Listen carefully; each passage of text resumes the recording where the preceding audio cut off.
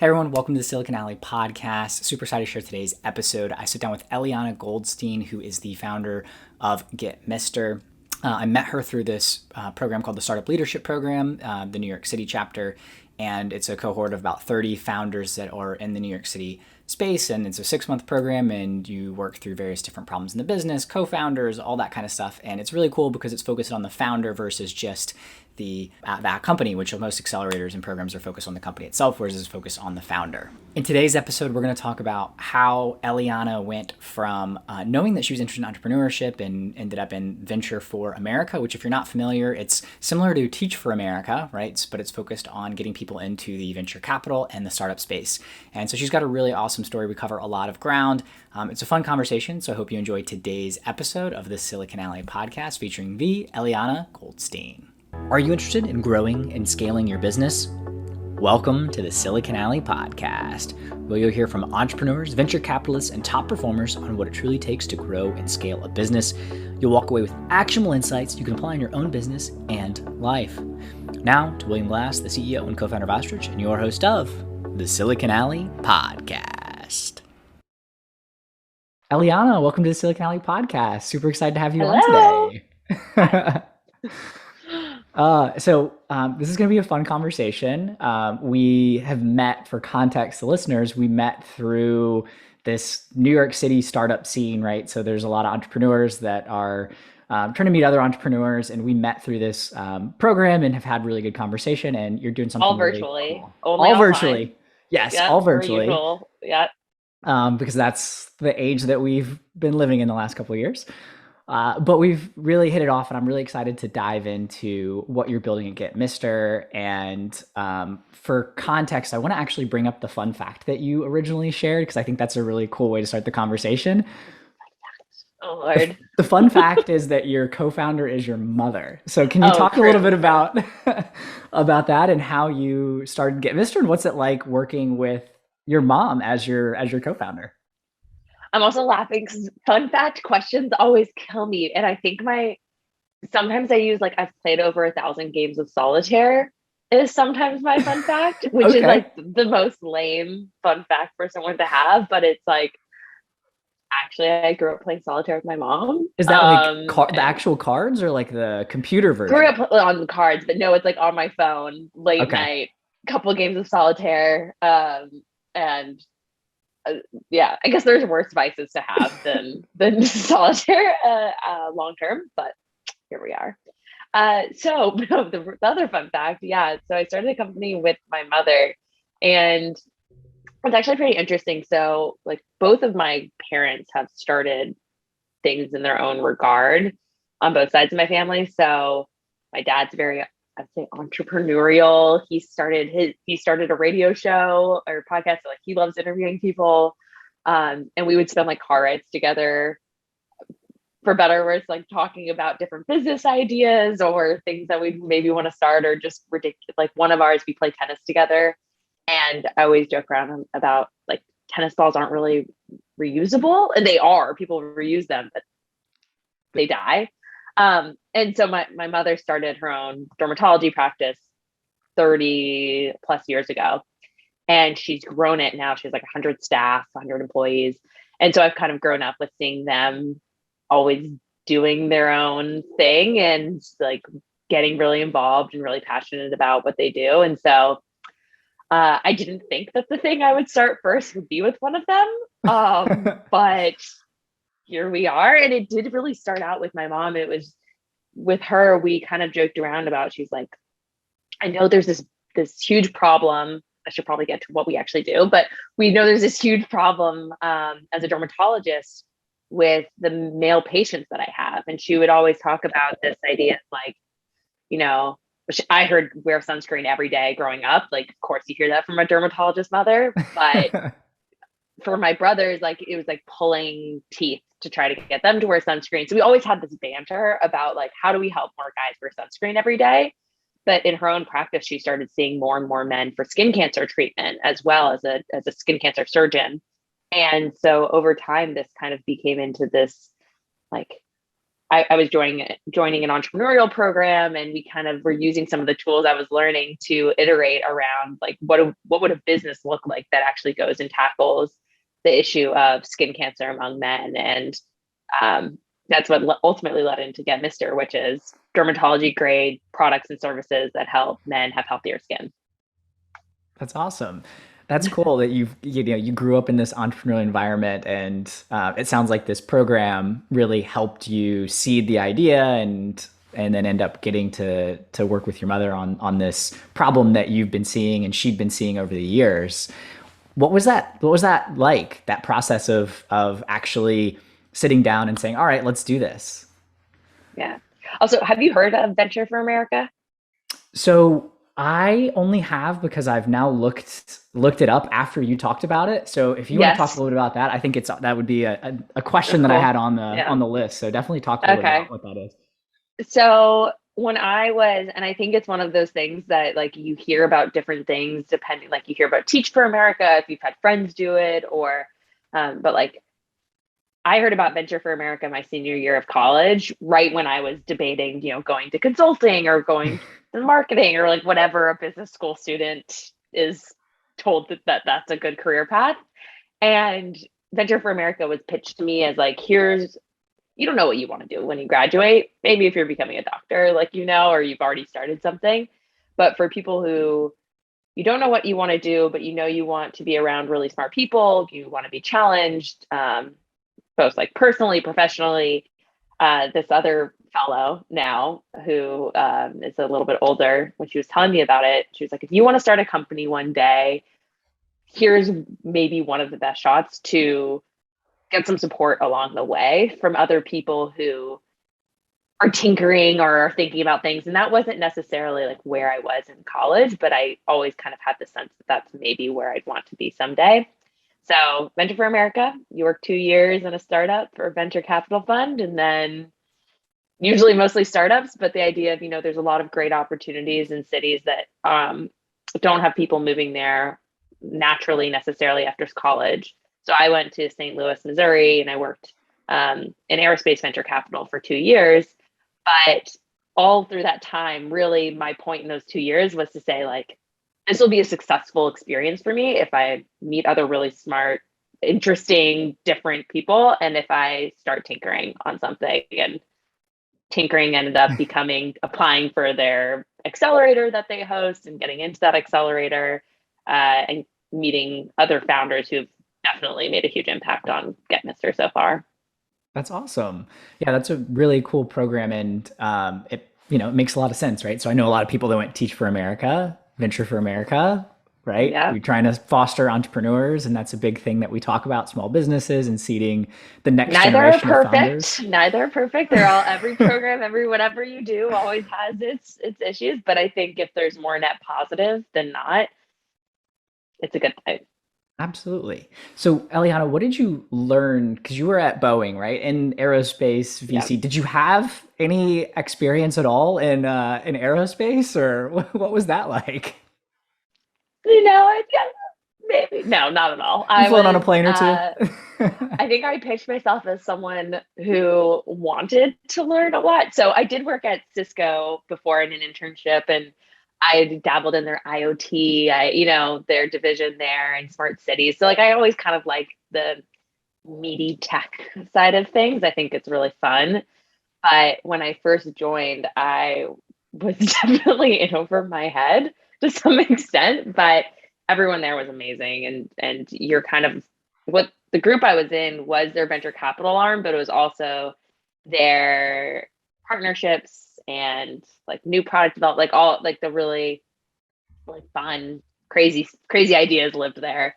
And it lived in other parts of the company. But what I saw in that period was in myself was just this ability to really deep dive into a subject area that I knew very little about, but become so fully immersed and to stick with it and to stick with it. And I learned because of that, I was able to just this like absorption of knowledge in this completely new area where I was surrounded by people who had worked in the industry for over 30 years and were willing to spend time with me, which I think is so special. And like I felt very lucky to be there during that period of time.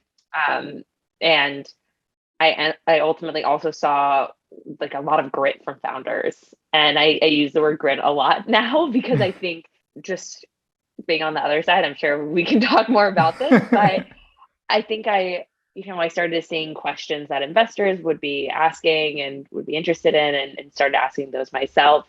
And it definitely changes when you're on the other side of the table. But I was around people who had game changing ideas for the world, and they were people. Like at the end of the day, they were just people, but they had big visions, and it was just so inspiring. And it definitely gave me the itch to say, like, I can do this. I want to do something that's equally going to make a really positive, big impact on the world. That's awesome. And yeah, I like that You have to be a little crazy. Grit. That's also something I learned. You have to be positively a little bit psycho. a little bit out there to decide to let's go build this thing and have a big vision. And as you said, have the grit to get through it. So grit was a big piece. Is there anything that you translated from that time into Gitmister when you were applying for the accelerator program or I guess incubation program, accelerator program that came out of Venture for America? Yeah, we did like a pre-accelerator with Venture for America, and then we ended up doing an accelerator in New York. But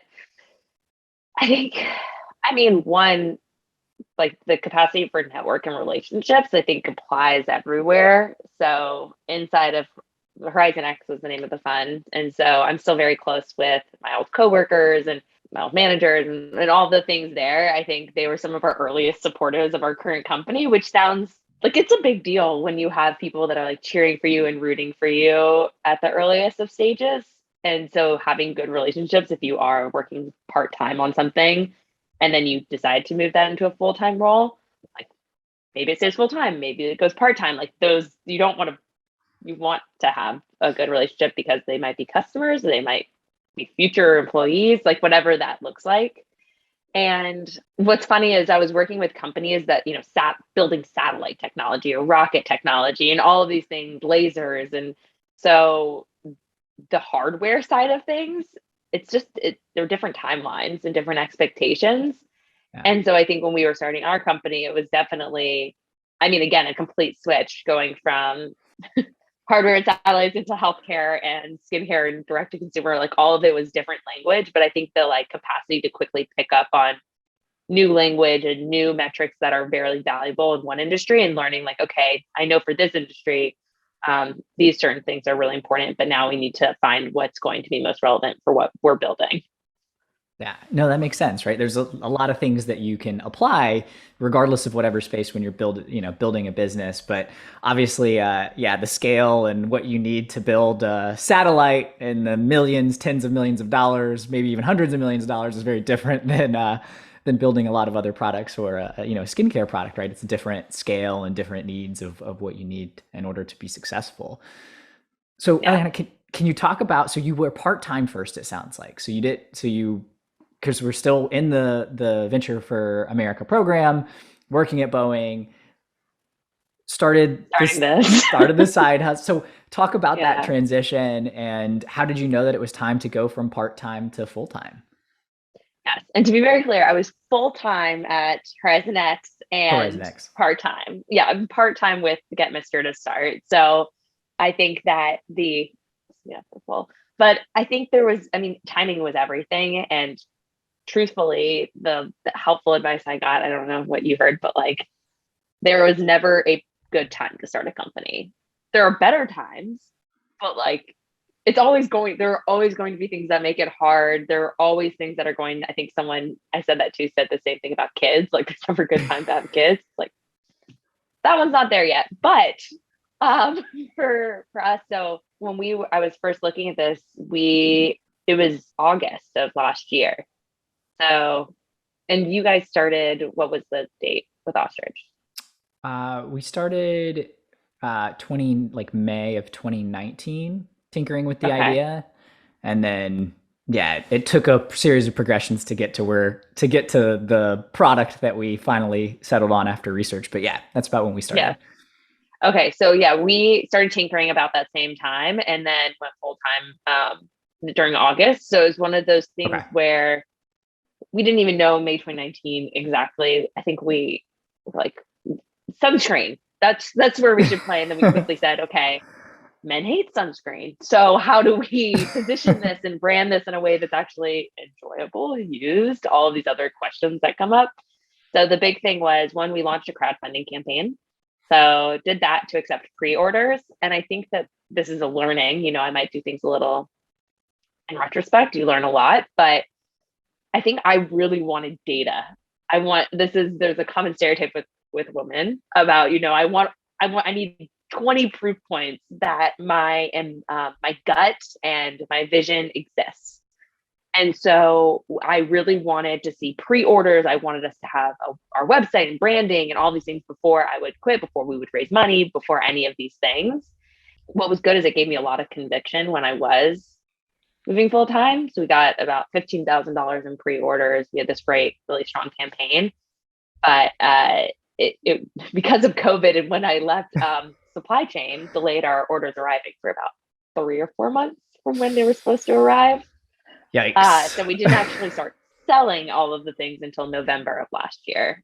So Okay. I definitely worked part-time until August. I was doing like every night, every weekend, the classic grind of starting something part-time. And then I realized, I really needed to give it my full and all.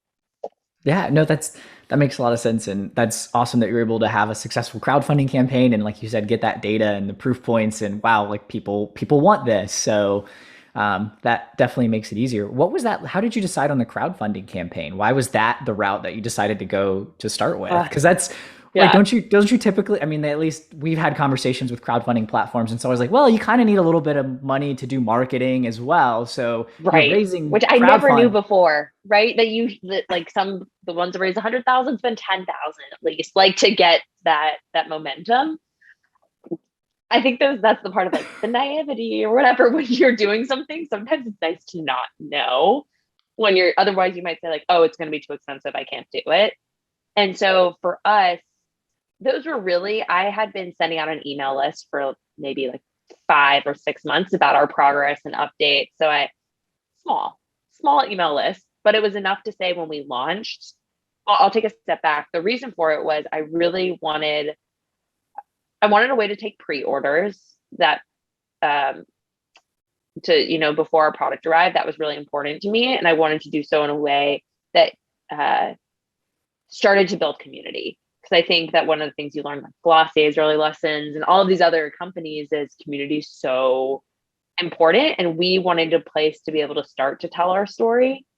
And when you don't yet have your website fully, we ended up launching our website the same time as our crowdfunding, which got a little confusing for some people, but it worked out just fine. People were doing pre-orders on our website by accident, but we started seeing, people posting in the comments like, my father has had skin cancer and this is so, so important to me. Or one of, most of these are friends at the time, but things that kind of go into I've been dying to find something for my boyfriend or I have been on the search for a product that uses clean air ingredients. So things that are like that. And you start to really get like snippets of who your customer is and why they're interested. And when we launched, we know in every order that pre-ordered, we had like special messaging that was about, spreading the message and telling friends. And you kind of had that always, that first cohort that's cheering for you from the beginning.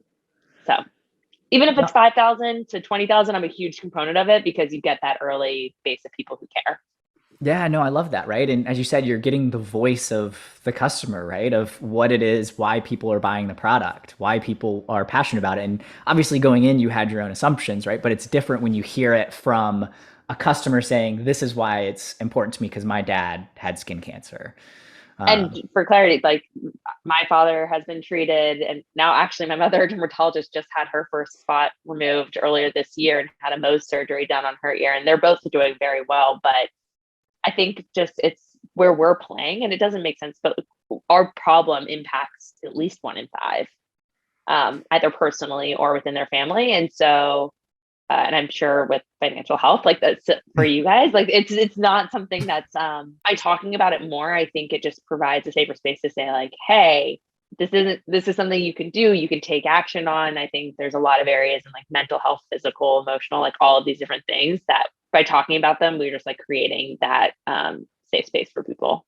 Yeah, no, that makes sense, Elianna. And it's interesting too, because you also found this niche, right? So like, as you said, skin cancer is a problem that affects a lot of people, but there's a certain part of the market that's underserved, right? Yeah. So, right? Because as you said, there's a lot of like makeup for women that have like SPF that's built into it and things like that. There's a lot of products. I was about to say, But I'm in my drawer, like at my desk, I have all, it's like, there's this has SPF 30. I look at this has SPF 15.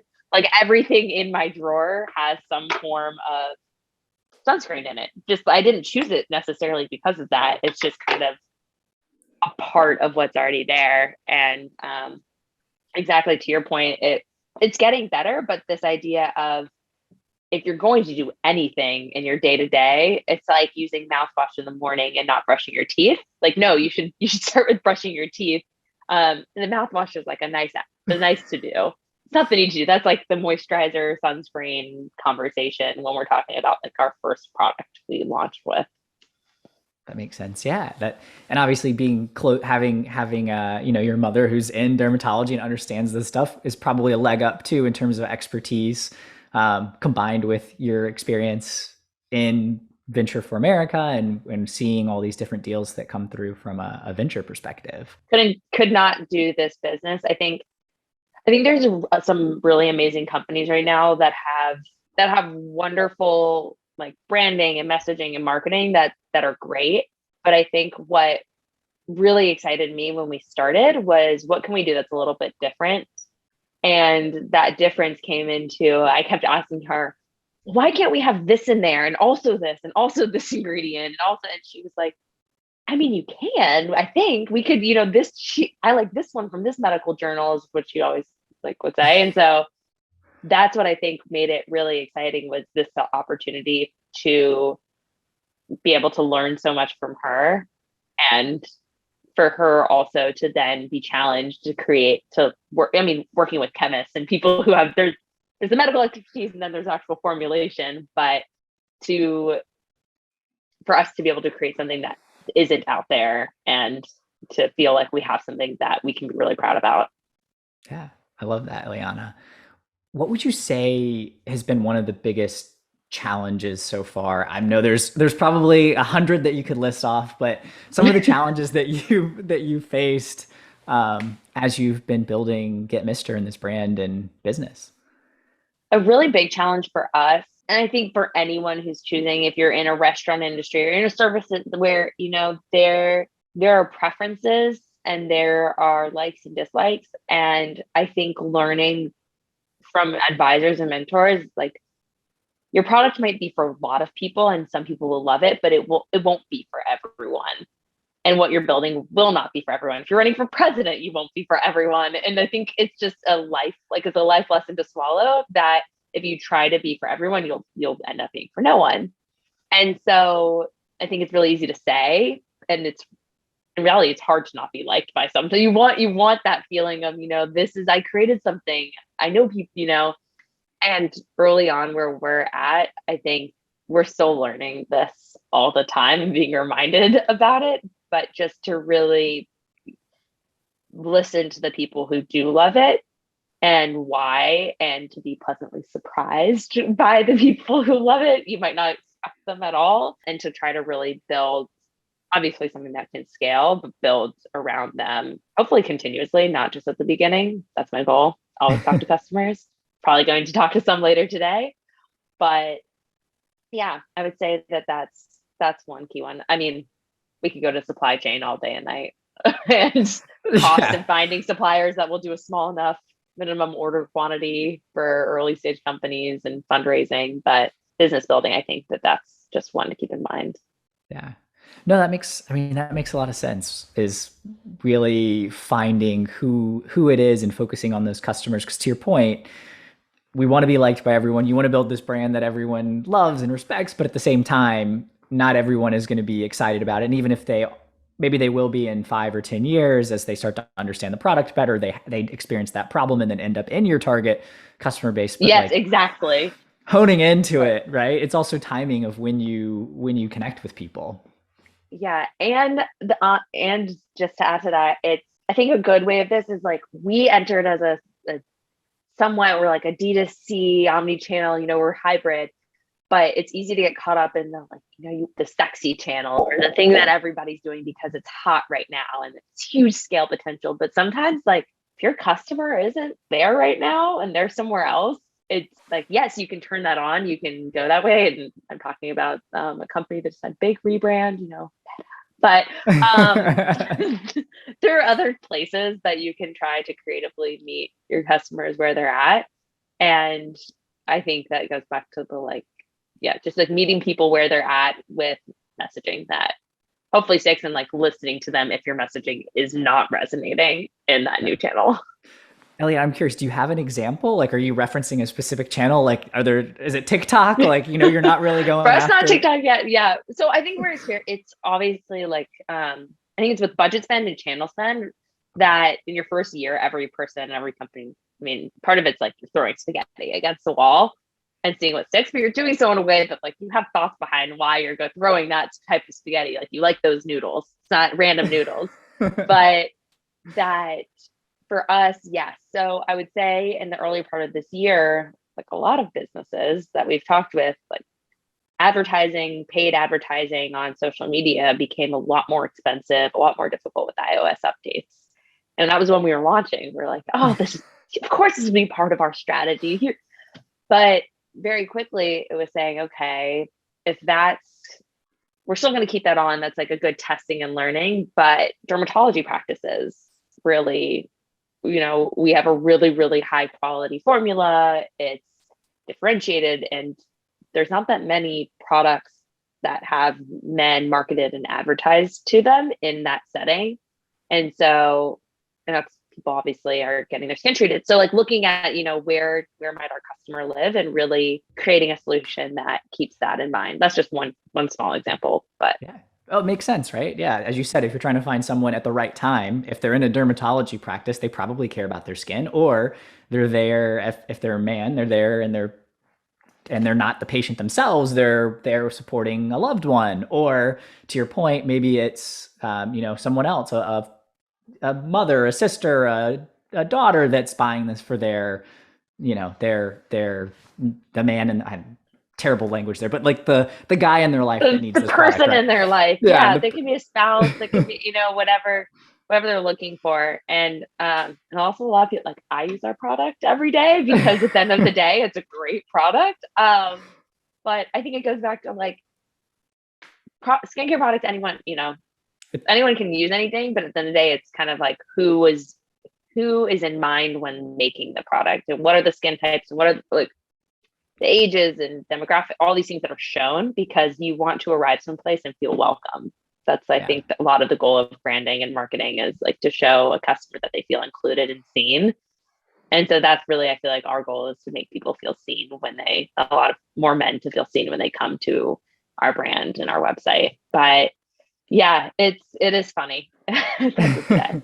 So, Elianna, I'm curious. You've gotten a lot of like national media exposure from Forbes, The Today Show, Men's Health, Katie Couric, Rolling Stone, NPR, like all these different outlets. How'd you do it? Like, and this might also play into some of the supply chain issues. Is there a downside to having, all these national news outlets as well? Oh, yes. I mean, there's I would never say it's like no PR is bad PR. No PR with supply chain is bad PR with supply chain, but there is timing to everything. So I think I listened early on. I listened to a mentor in St. Louis, which is where I was living.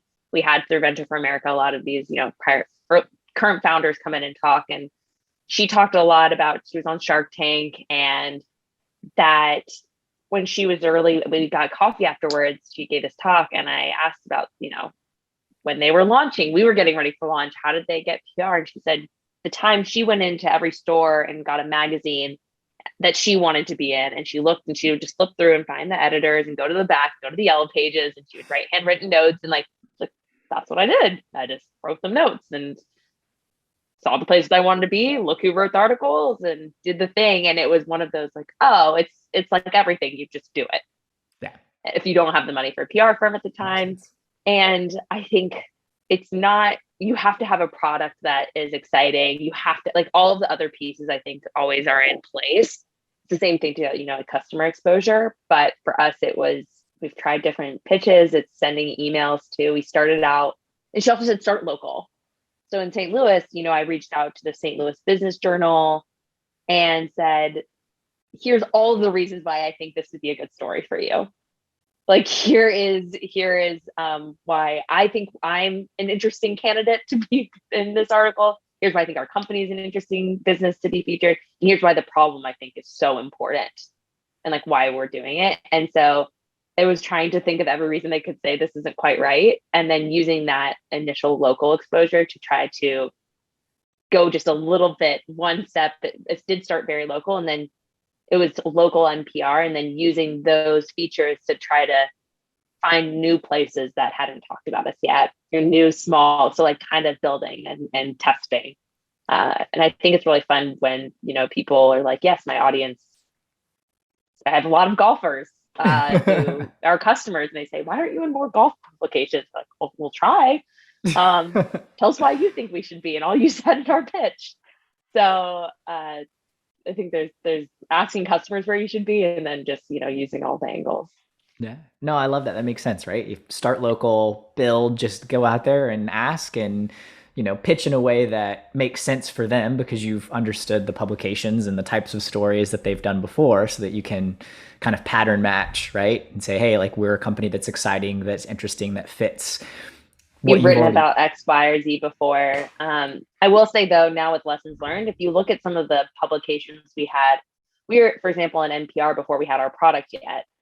And we were just talking about we pitched as like, here's a big problem we've written.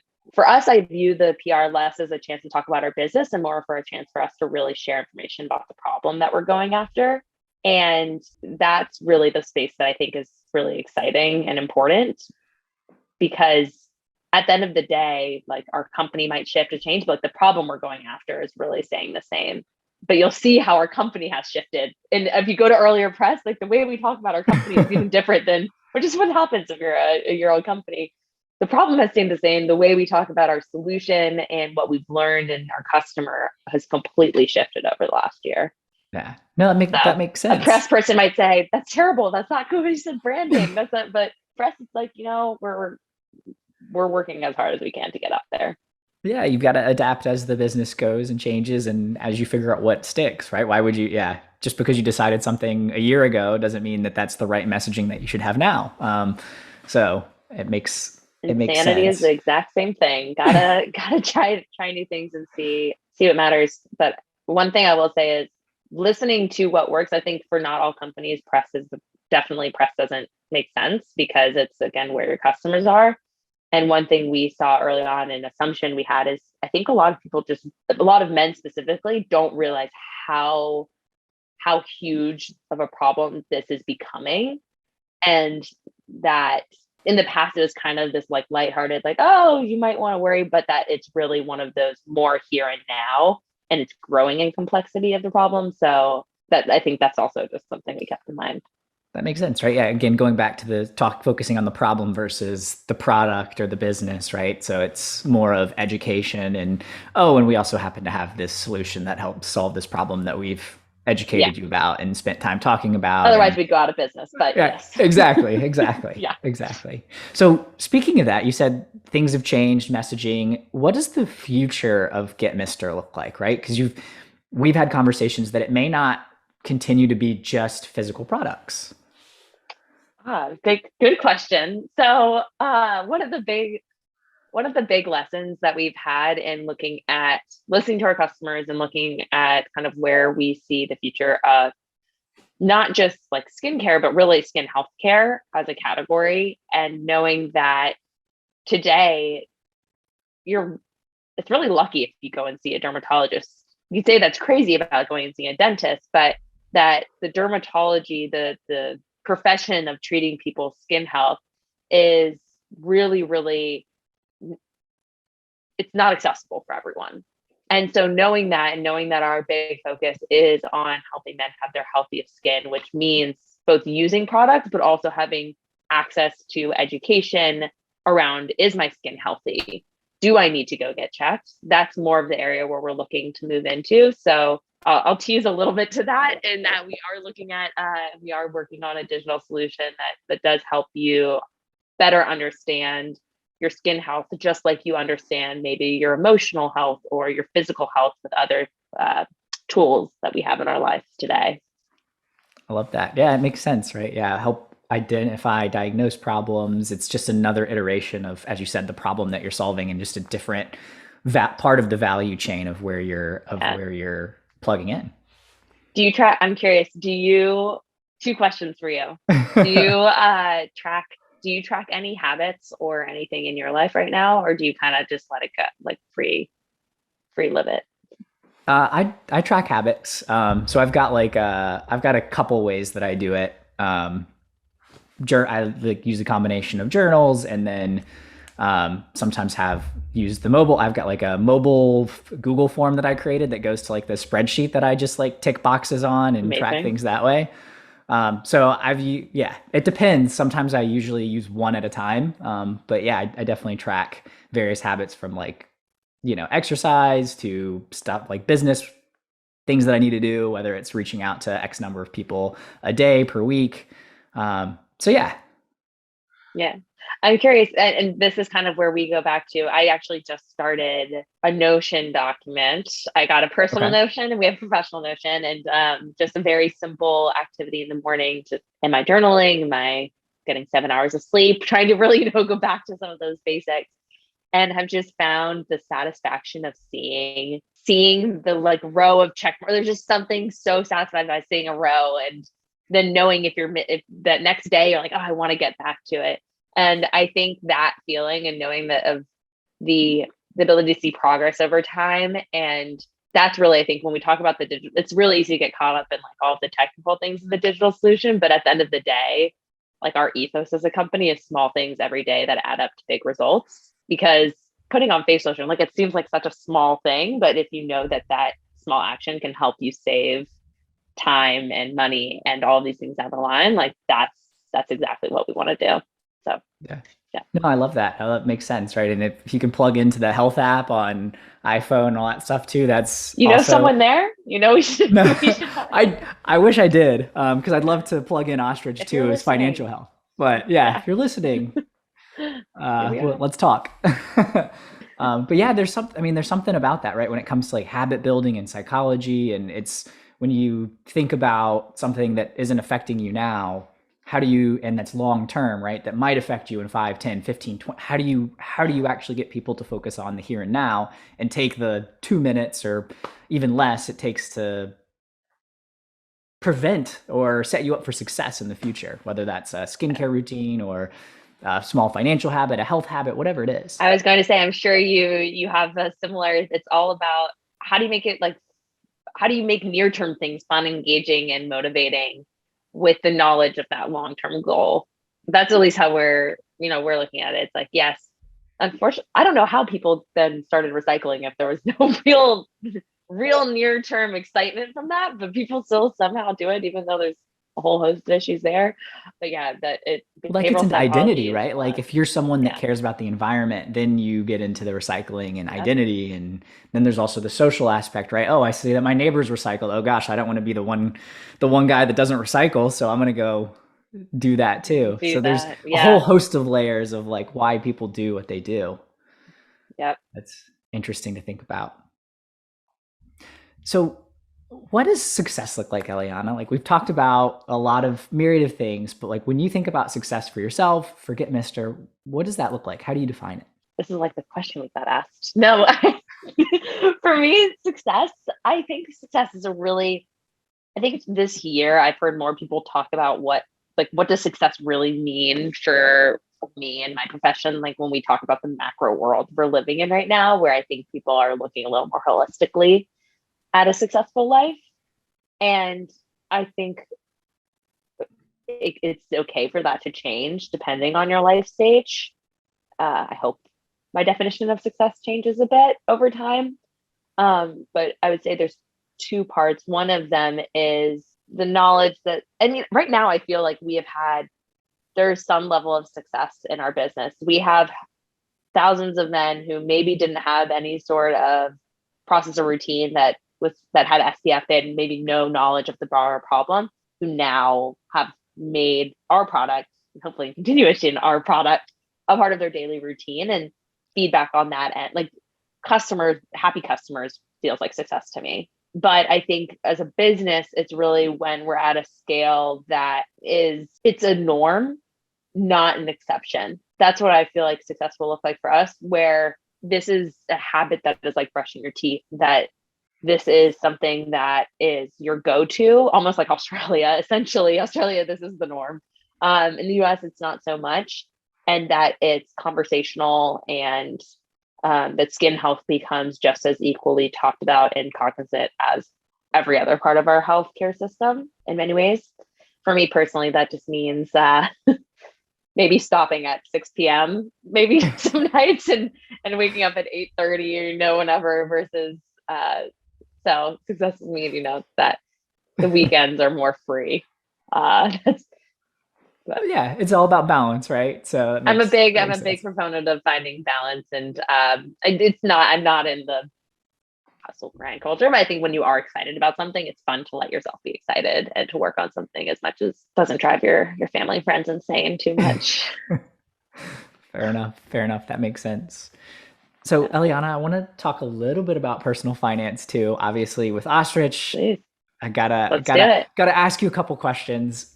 How would you describe your relationship with money? Complicated. Whose relationship with money is not? I think that especially over the last, my relationship with finances has definitely changed since starting a company.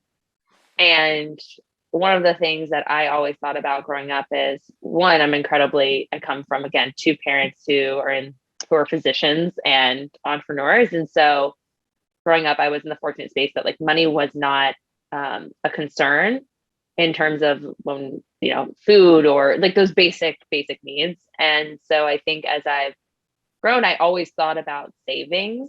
I always was saving for something. I didn't know what it was going to be. I didn't want to do new gifts. I always wanted to put money away.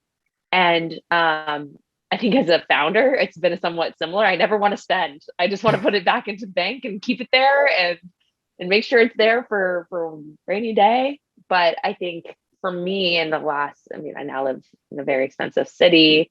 I've put my own capital into the company. And so I think that my viewpoint on personal finances is being in a place where I feel like it's shifted to being, a little bit more risk oriented, obviously, with starting something, but being okay with taking on contracted or whatever I need to do to then make sure that I still feel comfortable and well supported. I think there's like this mindset of like, you have to do all this or all of that, but like we live in a world today that makes it okay to like do what you need to do to feel good every day. And yeah. No, I agree. I love that. Yeah, it makes sense, right? Like I've definitely have done some small consulting things to like bring in cash in between, that you can fit in, and same with my co-founder. Like you need to do that to some degree, but you're still, especially if you're putting your own money into the business and things like that. So I love bartering too. I think this is a really funny, I've talked more about this recently, but like figuring out what you can do. And if there's tools you want access to, or you can't pay for an advisor, so hopefully there's something else you can, like, what, it doesn't always work out, but I'm always we barter a little bit to get what we need. I like that. Is there any do you have any examples that you can call on off the top of your head?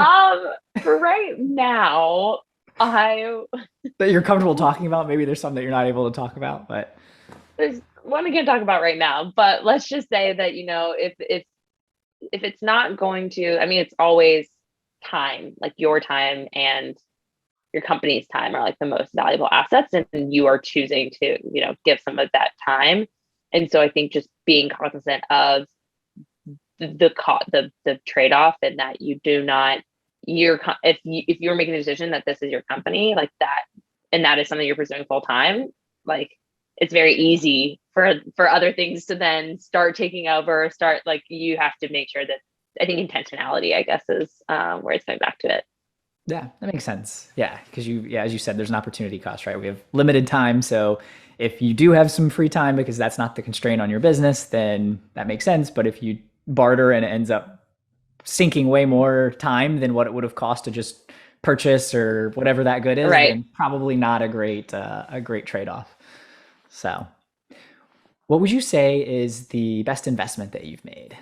My mind goes, okay, this is not a great answer, but we're going to go with it. Is that my mind always went back to, okay, I'll give a short one and a longer one. When I was much younger, I was talking to my father. I was like in sixth grade, and I said, you should invest in Verizon because like 4 friends I see have phones, and everyone one day is going to have a phone, and it's going to be this huge. And I gave this whole spiel and pitch, and I was like, God, what a child genius. I don't know if Verizon was the answer, but it was like 5th or 6th grade. And I prized myself on that for far too long as like a sign of, I'm right for this. No, but the investment really this year was I invested more into, I said balance is important. So I did a yoga teacher training. So this is outside of my business. And I think that it's provided me during working on my company, like mental benefits that go back on both sides. And I think that long term as well, I believe in doing things that you don't know exactly the benefits or rewards. Maybe we'll do a free class for all of our customers one time or whatever it might look like. Yeah, yoga events. Gitmister yoga events. I love Yoga that. events with Outdoor yoga, Gitmister. and you get the And this is routine. going to be, I mean, that's a great idea. Just like write it down. No. So It's all that, yours. Yeah, Central Park. I can see well, it. yeah, we'll have financial wellness. Like we'll have that on the side. It'll be, do you really? Yeah. It'll be So a whole that's whole one wellness day. whole So wellness event. So that, yeah, that one's one that I've been really excited about and proud of, and just again finding new communities. And I think if you get into a hard thing is you can get really into your niche and your like silo of people.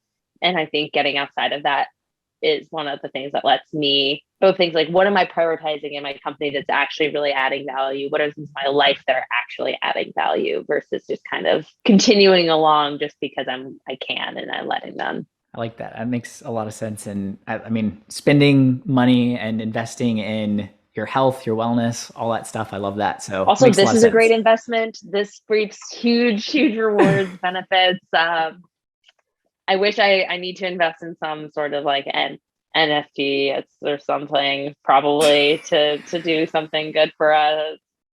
But if Yeah, anyone it's listening has something they think I should invest in that that will give me more money down the line, please let me know besides my company. yeah, we'll definitely make sure. Yeah, make sure to reach out, and you can CC me on that email as well. I'm Perfect. definitely open to hearing what advice people have. And then the last question I've got for you, Elianna, is what's the dumbest money mistake that you've made? Right? We don't always make good decisions when it comes to money, finance, even in business. Are there any really dumb mistakes that come to mind? Yes. Um, the we're saying in the company or just in life. Whichever one's easiest to draw from. Whatever you. That's always painful. Money mistakes are always so painful. I'm trying to think of a good, but that the one that does come to mind is we did spend a little bit of time, and time means money, looking at uh, early on, sometimes you get excited about new ideas. And so one of those ideas was really in our merch category. Yikes. And, versus partnering or doing something really simple, we really went down a little bit of a rabbit hole for about 2 or 3 weeks.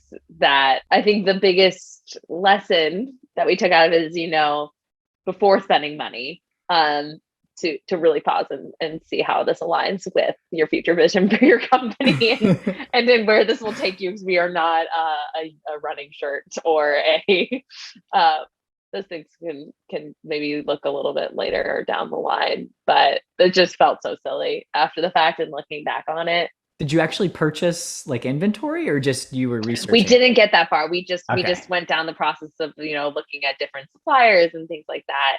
And I mean, I think those happen along the way. We worked with a web development group on our website. And in the end, I went back and I redid, using a Shopify template. And I think those are some of the things that you can learn through talking to other founders, but also sometimes you do it yourself and you learn the hard way. And that's just the fun of it. Yep.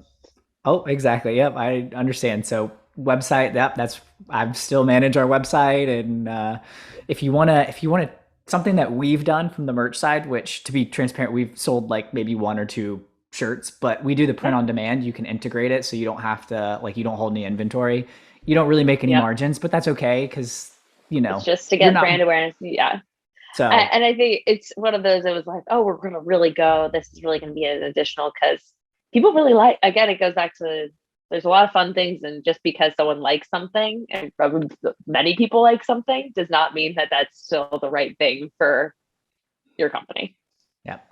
So just going back to knowing what's true for you and in that nice, love that. Well, Elianna, this has been a lot of fun. I really appreciate you sitting down. I want to leave you with last word, and then please let the audience know how they can find Gitmister, buy products, connect with you outside of this conversation.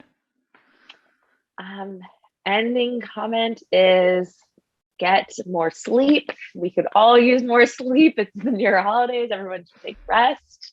I really do. I spent a week kind of off the grid last week, still working, but got more sleep than I've gotten in the last year. And I was just, wow, this makes all the difference.